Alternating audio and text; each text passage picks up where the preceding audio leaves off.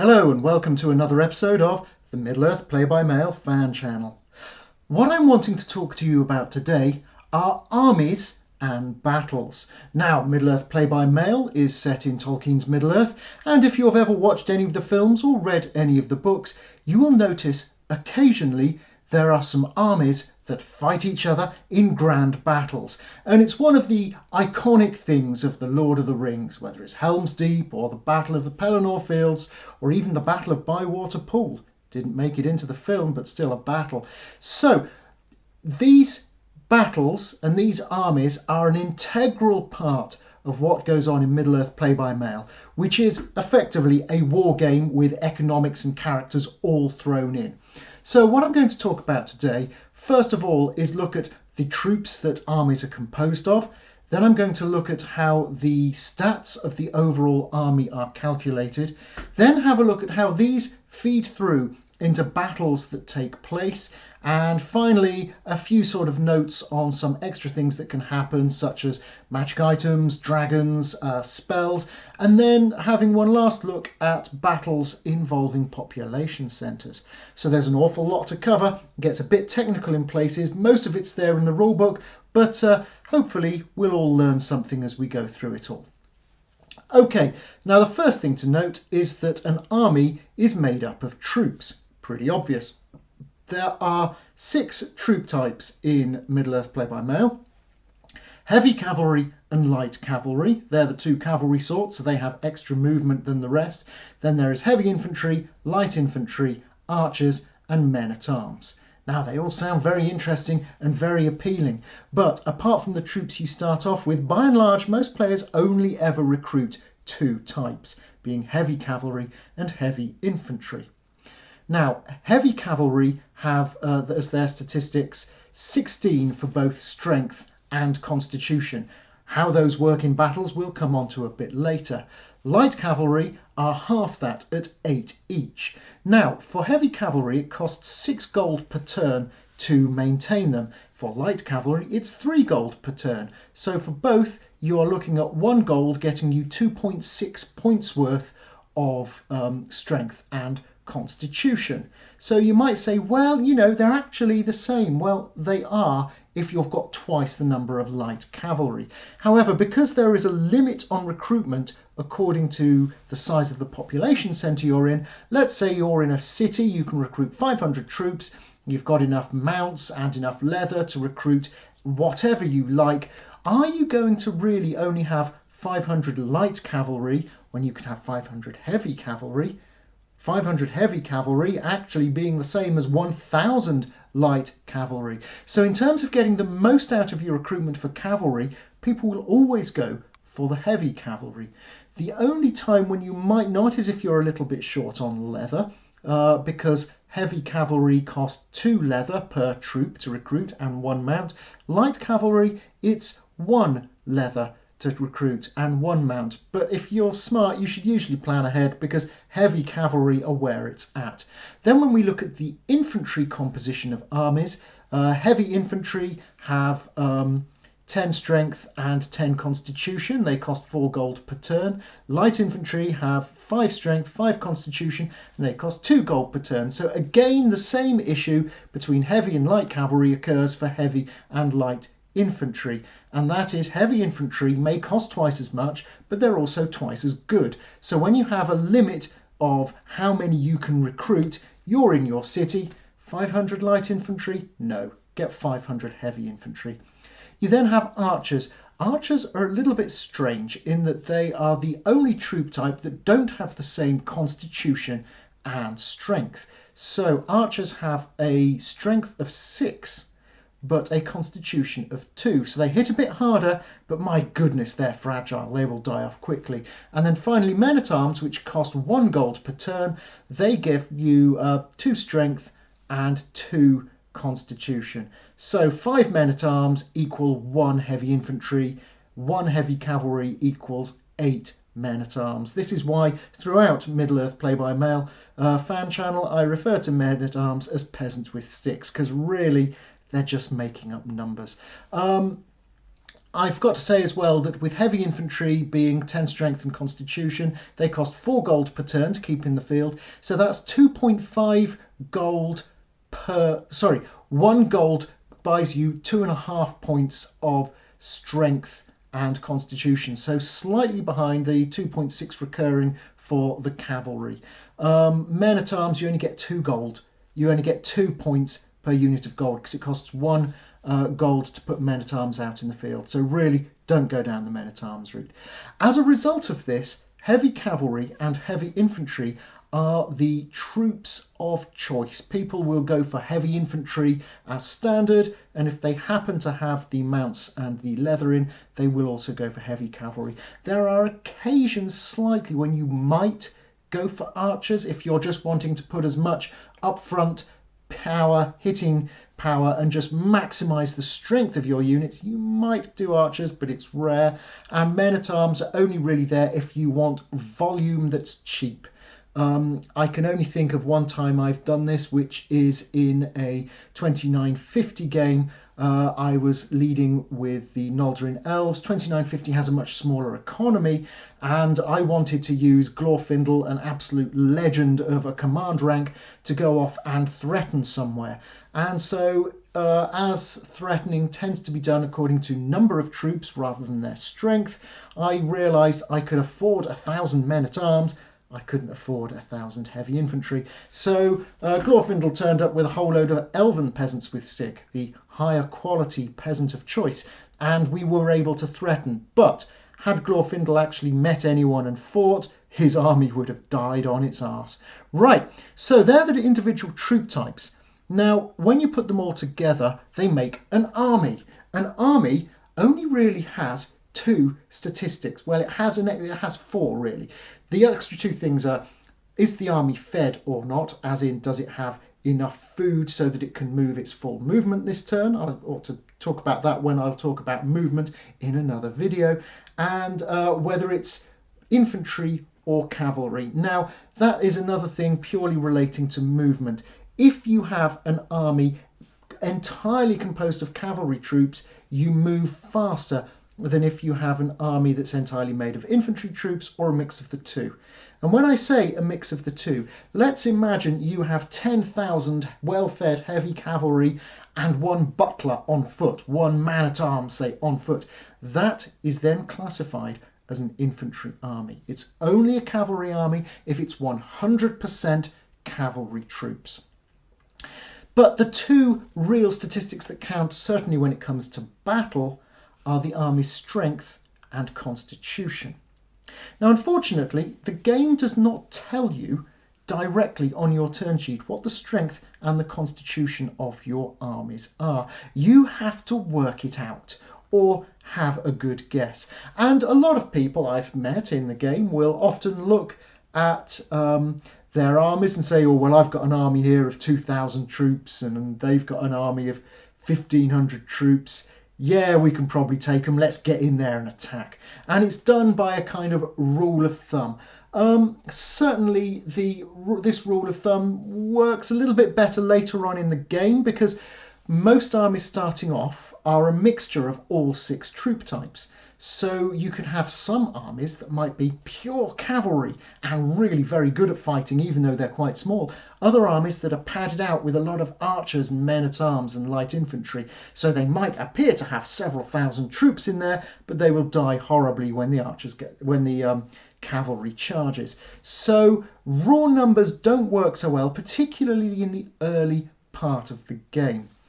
I always feel the only way to really do it properly is to get yourself an army calculator and just use that to plug in the details of your army and the details that you think your enemy's army has and actually work through the numbers. But I'm going to tell you how it's done in case you ever fancy doing it longhand by yourself. You never will, but just in case you do, this is how it works.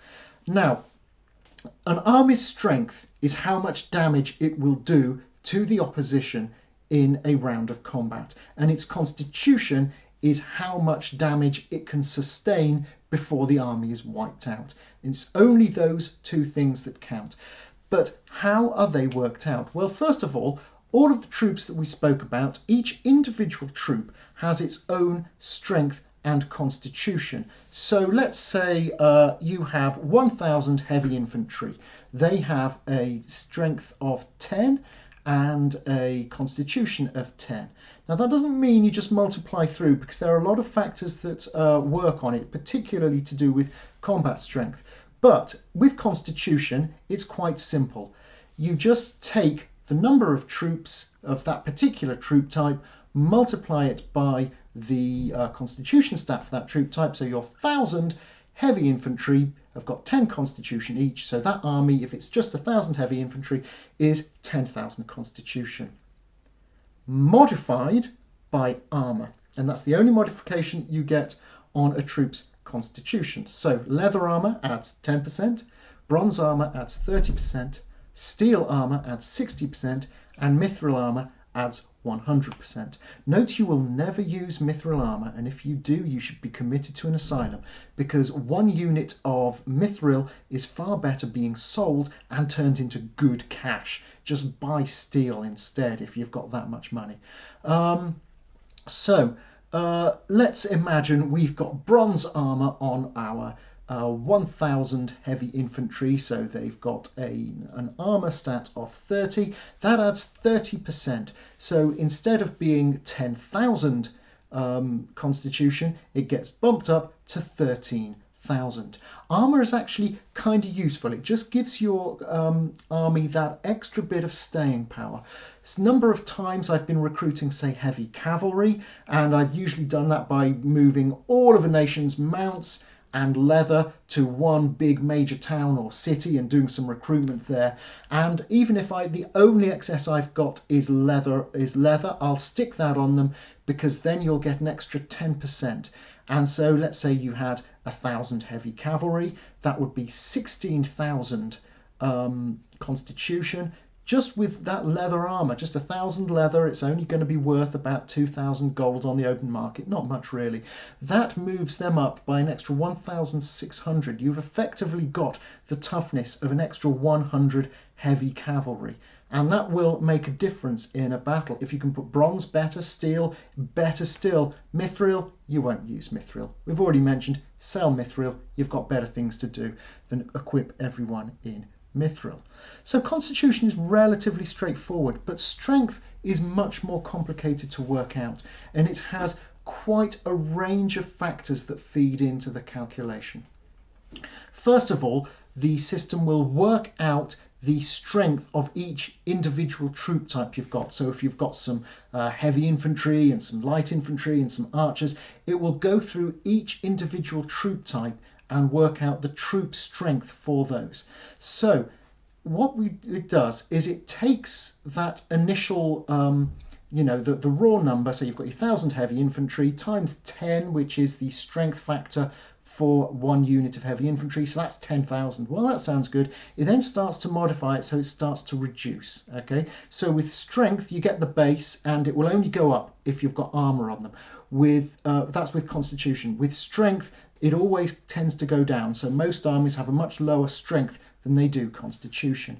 So each individual troop type, you multiply it by the average of its training, weapon type, the terrain that the troops are fighting in and how good they are in that terrain, and the individual the tactic you're using for the army and what effect that has for that individual type of troop. So let's say you've got some heavy infantry. Training normally starts low, around 10 or 20. The weapon type, that will also start low of around 10. So instantly they are anchoring the modifier for troops relatively low. Now troop terrain and troop tactic are normally 100%, give or take about 20%. So if you've got heavy cavalry and they're in mountains, they're not very good in mountains.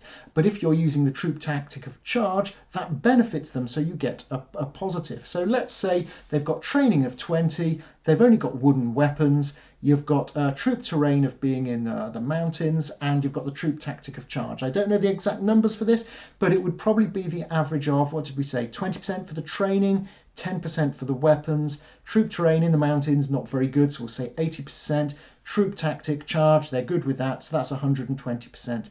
You put all of those together, so that's what, 230 divided by 4, you're looking at whatever 230 divided by 4 is, and you get that percentage, and so that will reduce it down. You work that out for each individual troop type. Because obviously, if you have a troop tactic and you say, we're going to charge, the heavy cavalry will say, you, boss, are a tactical genius. While the heavy infantry will say, boss, you want us to charge? We're wearing all this heavy kit. Really? And the men at arms just say, we're going to die by droves, but that's our job. So your tactic that you apply applies to your whole army, but it will have a different effect, positive or negative, on different troops within your army. Then you add all of those together and that gives you like an army total, but then you have to modify it again because there are army-wide modifiers. And again, there are 4 of these, just as there were for the individual troop types, and you get an average of each. And those 4 are the command rank, the nation climate modifier, the nation terrain modifier, and your morale rank of the army. So if you've got a great commander, command rank 100, morale is amazing, morale's at 100, your nation climate and terrain modifier, you get these. If you've never seen these, go to wiki.mepbm.com or whatever the Middle-earth wiki title is, and if you have a look on each nation in each scenario, it actually tells you, it's got a nice grid there, and it tells you what the percentage is for your nation for every climate and every terrain type. So let's say you've got a great commander and great morale, and let's say you're dwarves and you're fighting in mountains and it's warm and you don't care, then that will average all out and keep around about 100. However, usually command rank is much lower than 100, morale rank is usually much lower. Morale for most armies is normally in the sort of 10 to 30 category. When armies get created, their morale is usually quite low, and unless you just give them lots of food and leave them at home not fighting, their morale isn't going to really go up much. You can get morale up, of course, by burning population centres and fighting battles and the rest. So there are ways to get morale up, but usually it takes a toll on your army as you do it. And you know, your nation climate and terrain modifier also come in handy. So understand the sort of nation you're playing, and if you're a nation that likes fighting on the plains and you're thinking, I'm going to go into the mountains and take them down, do note that there will be a debuff on your strength when you do that. So sometimes you might think, yeah, I've got heavy cavalry, we're really brilliant, let's go and fight the bad guys in the mountains, and suddenly you're applying multiple debuffs because the cavalry don't like it in the mountains, and maybe you're better on the plains and you don't like it on the mountains, and all of these things add up to chip away at that strength factor that you have. So anyway, you then multiply through by all those factors to affect the overall strength of the army, and you've still got a couple of things left to multiply it through. There is then the tactics versus tactics modifier. So your choice of tactics doesn't just have an effect on your troop types and their strength, but depending on the tactic that your opposition chose, that will give you a plus or a negative, and the same for them, which gets multiplied on both armies. And finally, there is the nation relations modifier. Most of your enemies you will start at as seeing them as disliked. That will add 10% to your combat strength of your armies, which is kind of handy.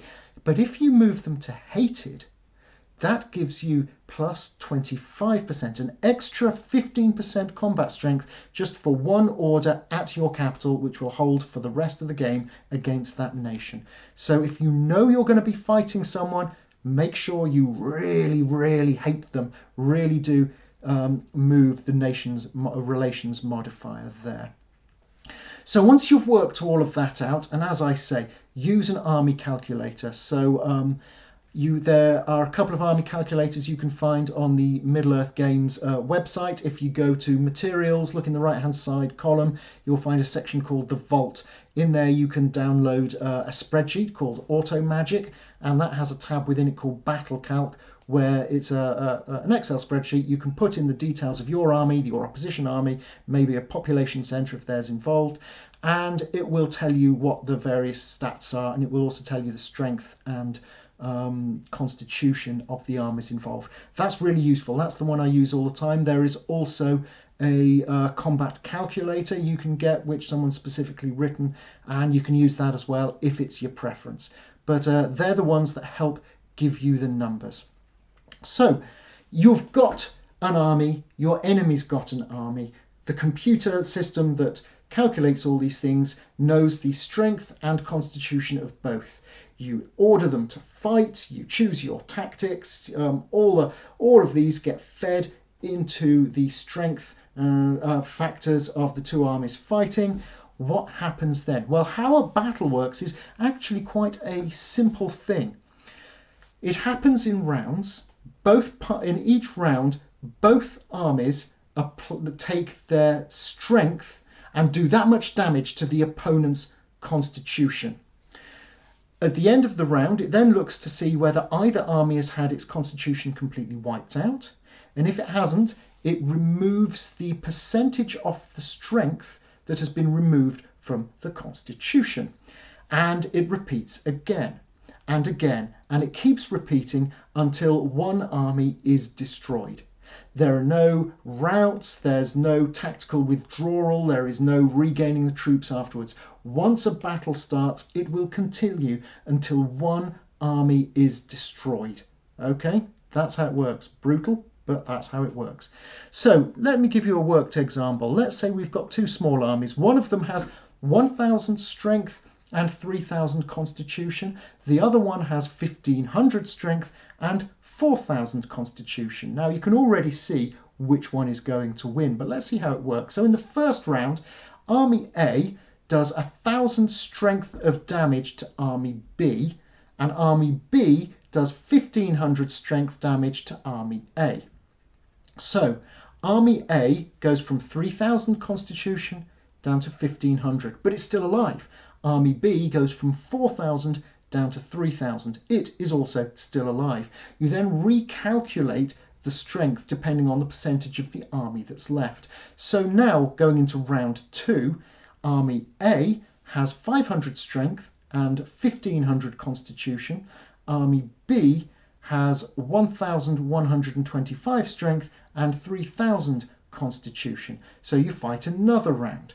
And so Army A does 500 damage only to Army B. Army B does 1,125 to Army A. So Army A goes down to 375 constitution. Army B goes down to 2,500 constitution. And then there'd be one more round after that. You can see how it rolls through.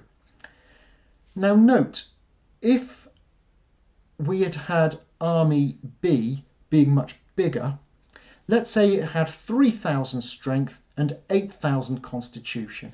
It would have rolled up, and in the very first round it would have done enough damage to wipe out Army A. So Army A would only have one round of damage applied to Army B. So if your army is much bigger than the opposition, it gives you a much greater advantage in terms of what you're going to have left. If you have two relatively similar armies, they will keep attacking each other round after round, reducing each other in strength until they're both exhausted. If you've got one army which is much smaller than the other army, the bigger army will take one round of damage and the other army will just be wiped out. So it's always important to try and get, when you're deciding how to fight a battle, a numerical advantage. If you think of it this way, if you've got two groups of 10 men and they're wanting to fight each other, if both groups of 10 men fight each other, and assuming they're all equally good and equally well armed, they will effectively neutralize each other. But if you have one group of 10 men and the other group say, well, we'll just send one man at a time to attack them, then 10 against 1 will just crush that one every time. And by drip feeding your strength in, you're giving a serious advantage to the side that's fighting united and together. So where you can, if you know a battle is coming, see if you can concentrate your force and bring it together and to try and get that advantage over the enemy. It really does work. You can look at it and think, well, the enemy is bigger than me, But if I can move in such a way that I take them off one at a time and don't let them unite, that's how you can really level the advantage against them. Right, there are a few extra things that affect combat, but only, I believe, in the first round, and that's combat artifacts, spells, and dragons or ents, and also war machines. A combat artifact is something like a magic sword or a magic bow, and it needs to be equipped on one of the characters in your army. And the combat artifact will do a one-off amount of damage according to the strength of that combat artifact in the first round only. And that will be from 500 to 2,250. This will not completely turn a battle on its head, but it will just make a little difference in that first round. Let's say you've got a plus 1,000 combat artifact. It does 1,000 damage in the first round. So you're effectively killing off 100 heavy infantry for free, which means in the next round, those 100 heavy infantry aren't there to do damage to you, and in the subsequent round. So it will have a ripple effect through the battle, but not a massive one, unless you're dealing with very, very small armies. Combat spells, it's the same. Combat spells tend not to be used very much in Middle-earth play-by-mail. They are a little bit underpowered. It may be a case that, the people who run the game should perhaps, increase their power quite a bit to make them a little bit more useful. But they will give either a first-round advantage to the combat damage you do, or to your defense. So, a very weak combat spell is, say, Call Fire. That does 150 points of damage. You imagine, your wizard's there, he casts his spell, what does it do? 15 heavy infantry are killed. Big deal. Or you could cast a fairly powerful spell of defense, let's say Protections, but that only gives you 1,500 points of defense. So, 150 heavy infantry survive into the next round. It does have a ripple-up effect through further rounds. All of these things add up and make a difference in the in the fine margins of a close battle. So it's worth having if they're there, but people tend not to put their whole strategy around packing combat mages with artifacts into an army. It really doesn't make that big a difference overall. What really makes a difference is having good quality troops and lots of them.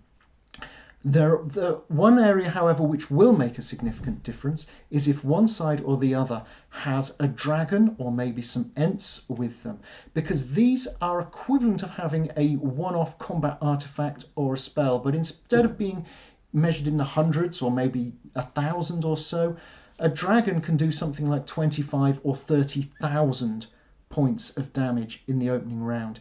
Usually this means that the opposing army will get completely wiped out in one round, and it's a massive advantage. So if you're able to get hold of dragons, do. I will do a separate video on dragons and which armies they go to and so forth. But just to be aware, dragons do make a significant difference.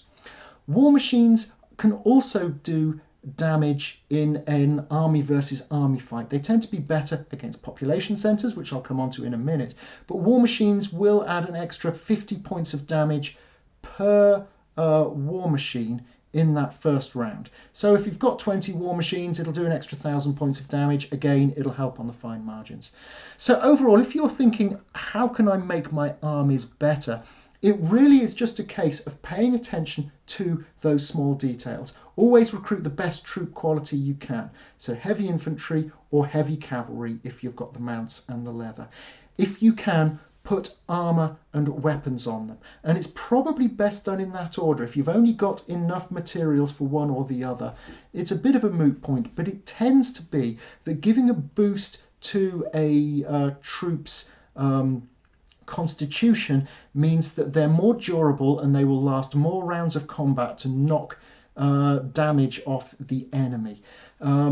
If you put it onto the weapons side of things, they will do more damage in the first round, which is kind of good, but they will also lose troops more quickly, so those troops with those weapons will die off.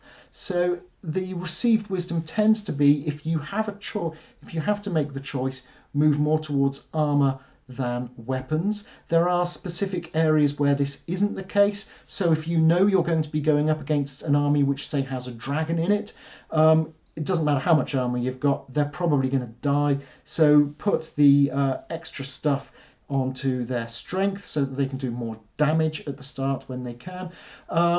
And also, if you're wanting to attack a population centre where it's critical to make sure you have enough combat strength in one round only, in which case certainly put it onto the weapons if you know you're specifically going after a population centre where the battle is just a one round only, not a round by round, you've got to be durable and fight it out sort of affair, as an army versus army battle will be. But of course, the best thing is to put armour and weapons on both if you can afford it.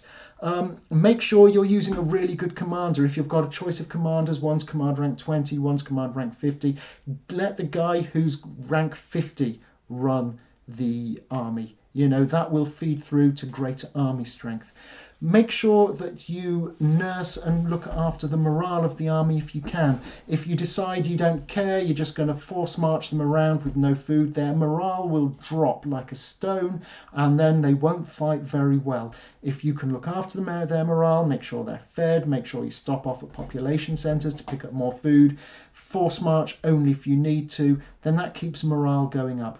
Another important thing is when you're combining armies, the army that receives the troops keeps its morale. So if you've got a high morale army and a low morale army, you want to merge the two, merge the low morale guys into the high morale guys, and then suddenly all of their morale will get a boost. Sometimes you might have a starting army which has got really ravaged but done really well fighting in the wars. It can have its morale up at 60, 70 or greater, but only a few hundred troops.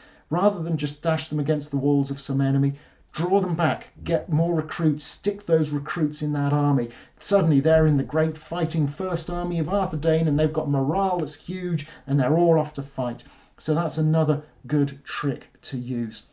And otherwise, be aware of the sort of nation you are and the sort of troops you have and what's the best place for you to fight in. Is it on the plains? Is it in the rough and the hills? What's it like if you get into the forest or the mountains? All of these small factors add up, and because when armies are equal they will tend to destroy themselves, but as the disparity between the two slowly creeps up, it makes a big difference as to the outcome of the fight and what's left over. Managing these small details really makes a difference. I've been in a battle, thinking a while back, in Ithilien, fighting around Osgiliath, and we knew there were huge amounts of troops, bad guy troops coming from Dark Servants, down from the Ithil Pass, down from the Ice King area, and we were outgunned, and if we threw everything we had at them, we were going to really struggle. But then I sat down and did some sums and thought, okay, if I buy steel and we give them steel weapons and steel armour, what difference will that make? Okay, this army here, which wasn't able to make it, if they manage to just recruit some extra troops and force march up there, what difference will they make? And just by looking and micromanaging all those fine details, which commander was leading, how well trained were they, what the morale of the troops were, and just maximising them as much as possible, this big army that was coming down the Ithil Pass, and I managed to stick together all the little armies and managed to get just that little better than them and met them head on, wiped them out, and it was only because of paying attention to those fine margins that I was able to do that. Right, now I want to talk a little bit now about fighting against population centres, because you don't just want to kill their armies, you want to take their stuff so that their population centres become your population centres, or if not your population centres, at least a smoking ruin that's of no use to them. Now, how a combat works against a population centre is there is just one round, and the population centre has a statistic of defence. I'll talk about that in a moment. And if your army's strength is greater than their defence, you capture them. And their defence is the amount of damage they do to your constitution. If your strength isn't enough to take them, then you won't capture them, you will gain nothing from it, and you will take their defence damage against your constitution. If that defence damage is greater than your army's constitution, your army is wiped out. Not only is your army wiped out, but all the characters in that army are also wiped out. So it's a high risk thing trying to take population centres, although very much worth it. Now, each population centre level has a defence value. It is. For camp, it's 200. For a village, 500. A town is 1,000. It's 2,500 for a major town, and 5,000 defence points for a city. Onto this, you can add defensive value from forts. So a tower adds 2,000 points. A fort adds 6,000, a castle 10,000, a keep 16,000, and a citadel is 24,000. Now you can already see from this that even one layer of forts, a tower, will significantly increase the defensive value of a population centre. So a town has a defensive value of 1,000. With a tower, it goes up to 3,000. Now 3,000 is still quite easy for a middle-sized army to take out, but it will take more damage as a result. I find that when you start to get forts onto population centres, that's when you really need to start to plan how big your army is. And when you're trying to take somewhere with a castle, that is significant. To work out the defence value of a population centre, loyalty also comes into effect. So you add together what you get from the population centre and what you get from the fort, and then you add on the percentage of the loyalty. So if you have, let's have a think, if you have that town with that tower, that's 3,000. If it's got 50 loyalty, you add an extra 50% on to take it to 4,500. Let's say the biggest thing you could have, we've got a city with a citadel. We're thinking Minas Tirith, we're thinking Khazad-dûm. That would be a total of 5,000 defence for the city and 24,000 for the citadel. So that's 29,000 defence already, even at zilch loyalty. Now, cities will start with 100 loyalty and tend to have high loyalty. So let's say you're attacking one of these guys with 100 loyalty. So you take your 29,000, you effectively double it. You've got to have 58,000 combat strength in your army. That's pretty hard to achieve. Now, one way to chip away at the defence before the battle actually takes part is to use war machines, because war machines take off 200 points off the value of any fortifications, and it does it before the loyalty is added. So let's say we're attacking that town with a tower, and we're thinking, right, so it's 1,000 points of defence for the town, and it's 2,000 for the tower, and we said, what was it, 50 loyalty? So that takes it up to 4,500. Right, okay, but we've got 10 war machines. 10 war machines will take 2,000 points off the strength of the tower. Now, a tower only provides 2,000 points, so it takes it off the base value of the tower, not the tower plus its loyalty. So suddenly the whole effect of that tower is negated. So you've just got the strength of the town at 1,000 plus 50% because of the loyalty. So it goes from 4,500 down to just 1,500. So if you're going against something with fortifications, you do get a really good effect from taking war machines with you. They are really good. Okay, you could send in a really good agent, get them to sabotage the fortifications, and that's another way of doing it. But, you know, if you're just going to go in and fight, war machines are pretty cool. The only thing I really want to mention after this are where you have hybrid battles. That is where you have two armies fighting and there is also a population centre, and the offensive army is wanting to not just attack the army but go on and capture or destroy the population centre that's behind the army. It works like this. It effectively deals with it all as one combat. However, you have to fight army versus army, round by round, as if it's a normal army versus army combat. If the offensive army is still alive after that battle, it then attacks the population centre, and you work out the population centre battle.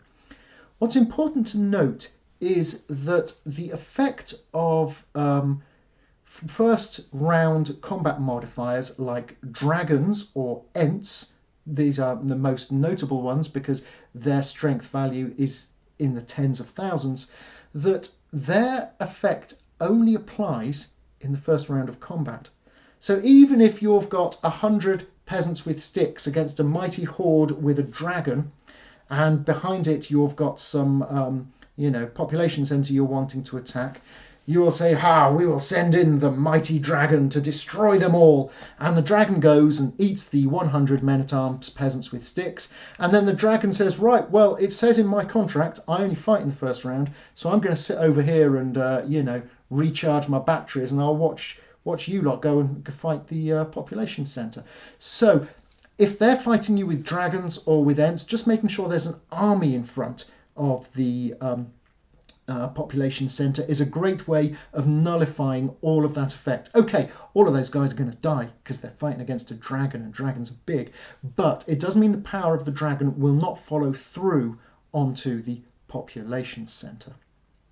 Right, well, I'm sure there's an awful lot more that could be said about battles and armies and calculating army strengths and so forth, but I just wanted to cover the main points there. One thing I have forgotten, which I should have said, I only learned this after playing the game for about 20 years.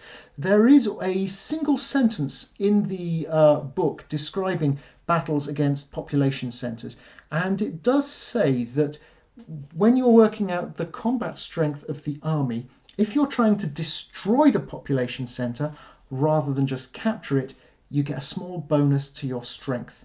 You know, your lads are really, really up for it if they're getting to burn as well as pillage.